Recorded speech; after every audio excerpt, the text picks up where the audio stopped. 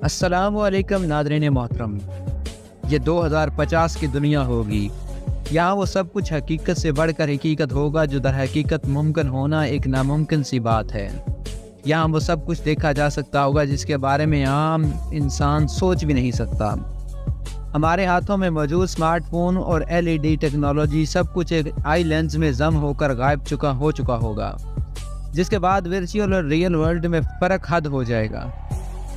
موجودہ دنوں میں تہواروں پر کی جانے والی لائٹنگ کا رواج ہے، مگر 2050 میں آپ کو ایسی پری سیٹ گرافکس دیں گے کہ عید کے دن ہر شخص اپنی مرضی کے مطابق دنیا کو سجا ہوا دیکھ رہا ہوگا۔ ہماری عیدوں میں ہم سے بچھڑ جانے والے ہمارے بہن بھائی شامل نہیں ہوتے، لیکن کمال یہ ہوگا کہ 2050 کی عید کوئی ایسی ویسی عید نہیں ہوگی۔ اس عید میں علامہ اقبال، قائد اعظم اور فاطمہ جناح سمیت قیام پاکستان کی پوری لیڈرشپ ہمارے ساتھ موجود ہوگی۔ دوسری جانب بھارت میں کبیر سنگھ، بھگت سنگھ اور یورپ میں جارج بنجم وغیرہ سب زندہ ہو چکے ہوں گے۔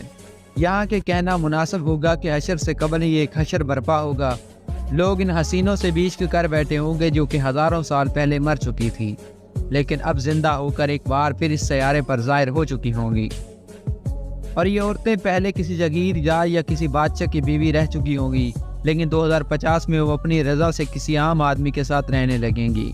زندگی اور موت کا فرق بالکل بدل چکا ہوگا۔ اب آپ سوچیں گے کہ یہ کوئی حرکت کرتی تصاویر ہوں گی، لیکن ایسا بالکل بھی نہیں ہوگا۔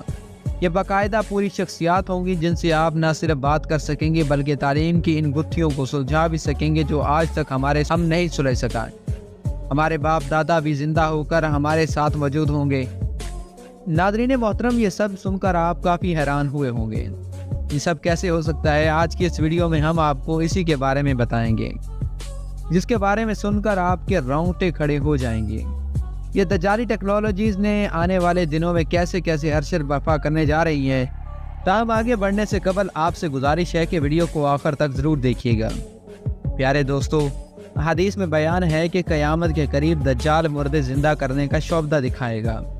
اگر اس دجال کی بات ٹیکنالوجی پر منحصر ہے تو پھر اس موضوع پر بات کریں گے جس ایک طرح مردے ہوئے انسان کو اس کی بیماری سمیت دوبارہ زندہ کیا جا سکتا ہے۔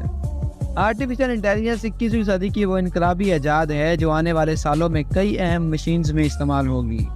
وہ چاہے ہزاروں سال پرانے اسکرپٹ پڑھنے کا مشن ہو یا قبروں میں دفن ہڈیوں سے ڈیٹا نکالنے کی تیاری، آرٹیفیشل انٹیلیجنس ہمارے اس کام میں بھی خوب مدد کرے گی۔ ہم نہیں جانتے کہ ڈاکٹر علامہ اقبال کس طرح مسکراتے تھے، یہ بھگت سنگھ جی کی مسکراہٹ کس قدر دلکش تھی، لیکن آرٹیفیشل انٹیلیجنس پرانی تصاویر میں جیسے جان ڈال دے گی۔ ہم تاریخ کے ان بولے بسرے کرداروں کو بھی اب پلک چمکتے ہی دیکھ سکیں گے۔ آرٹیفیشل انٹیلیجنس ٹیکنالوجی کا یہ کارنامہ شاید ابھی کچھ چھوٹا ہے، اس کا اصل کارنامہ کچھ اور ہے۔ دراصل قبل مسیح سے لے کر آج تک جتنے بھی لوگ گزرے ہیں ان کی تصاویر سے پینٹنگ کی صورت میں ہمارے پاس موجود ہیں۔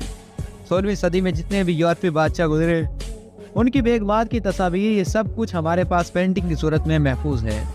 آرٹیفیشل انٹیلیجنس اس ڈیٹا کو پروسیس کرنے کے بعد ان کے چہروں کو اصل تصاویر ہمارے سپرد کر دے گی، جس سے ہم جان سکیں گے کہ پینٹنگ سے ہٹ کر وہ لوگ اصل میں کیسے نظر آتے تھے۔ کیا آپ ان تصاویر کو دیکھ کر کہہ سکتے ہیں کہ یہ کیمرے کی بنی ہوئی تصویر ہیں یا نہیں، یا یہ لوگ 21ویں صدی سے بہت پہلے اس دنیا سے جا چکے ہیں؟ پیارے دوستو، ابھی آرٹیفیشل انٹیلیجنس کے ساتھ ہمارا دوسرا دور شروع ہو رہا ہے۔ چند سال ہی ہوئے ہیں، لیکن 2050 کی ٹیکنالوجی انسانی عقل کو شاید مار دے گی، اور یہ بھی ممکن ہے کہ انسانی عقل آرٹیفیشل انٹیلیجنس کے اندر ہی گم ہو کر رہ جائے۔ آنے والے وقت میں یہ ٹیکنالوجی آرٹیفیشل انٹیلیجنس پرسنالٹیز کی ایک الگ دنیا بنانے والی ہے۔ یہاں اہم سوال یہ پیدا ہوتا ہے کہ وہ شخصیت جو آج سے کئی سو سال پہلے اس دنیا سے جا چکی ہے، اس سے آرٹیفیشل انٹیلیجنس پرسنالٹی کتنا ملتی جلتی ہوگی؟ یعنی اس کا وہ کردار جو قدرت نے ڈیزائن کیا تھا اس سے آرٹیفیشل انٹیلیجنس کس حد تک ملتی ہوگی؟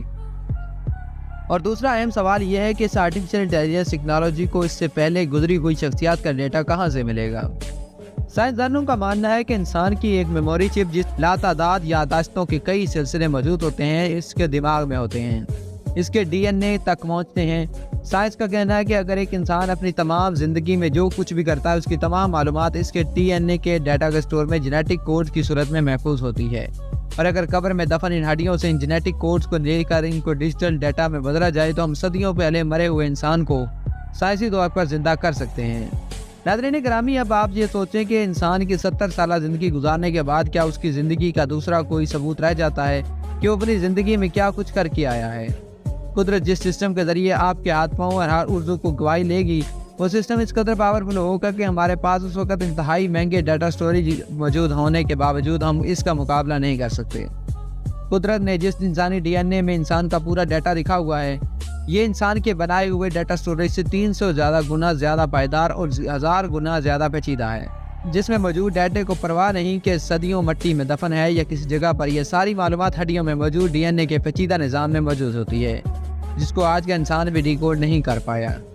دراصل انسانی ڈی این اے کی بنیادی معلومات کو ابھی ٹھیک طرح سے سمجھ نہیں پایا، جبکہ خالق کل روز قیامت ہماری زندگی کی فلم اسی طرح ہمارے اندر سے نکالے گا کہ جیسے سب کچھ حقیقت میں رونما ہو رہا ہو۔ ڈی این اے میں سٹور ہونے والی فلم انسان کے دائرے اختیار سے نہیں ہے، کیونکہ جینیٹک کوڈنگ ڈیجیٹل کوڈنگ سے 1000 گنا زیادہ ہوتی ہے۔